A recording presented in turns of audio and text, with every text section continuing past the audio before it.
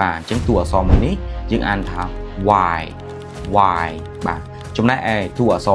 y sum lính dơ số xe nhỏ kia và còn một căn merin thay một tí đấy để merin thay ní dương merin ông pi tụ so y ok tỏ lâu như một mơ từng ngọc nhé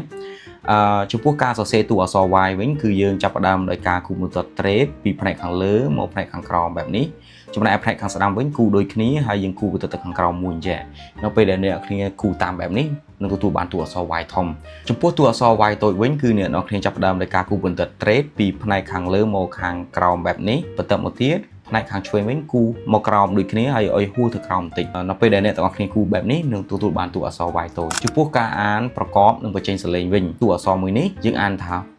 y y បាទចំណែកឯតួអក្សរ y សំឡេង y y បាទឧទាហរណ៍ដូចជាពាក្យថា yes បាទ y s yes បាទប្រែថាបាទឬក៏ចាឧទាហរណ៍មួយទៀតគឺពាក្យថា yellow yellow y l yell l o low yellow បាទអញ្ចឹងប្រែថាពណ៌លឿងចំណែកឯពាក្យមួយទៀតនោះគឺពាក្យថា yoga yoga y o ត្រង់នេះគឺសំឡេង o ដដែលបាទ y o yo g a ត្រង់នេះសំឡេងឆ្វាគឺសំឡេង អញ្ចឹង g g អញ្ចឹងយើងអានថា yoga yoga បាទប្រែថាលំហាត់ប្រាណ yoga បាទពាក្យមួយទៀតនោះគឺពាក្យថា yard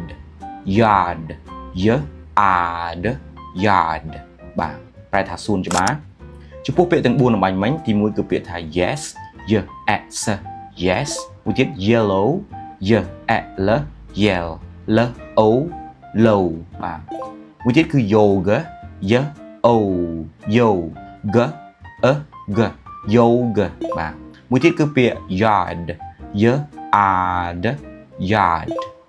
អូខេអញ្ចឹងមេរៀនតួអក្សរ y បានបញ្ចប់ហើយអញ្ចឹងកុំភ្លេចជួយ follow like ហើយនិង share ទៅកាន់មិត្តភ័ក្តិអ្នកនរគ្នាផងឲ្យបានឃើញវីដេអូមួយនេះហើយមេរៀនរបស់យើងបន្ទាប់គឺមេរៀនតួអក្សរ z ជាមេរៀនចុងក្រោយអូខេបាយបាយ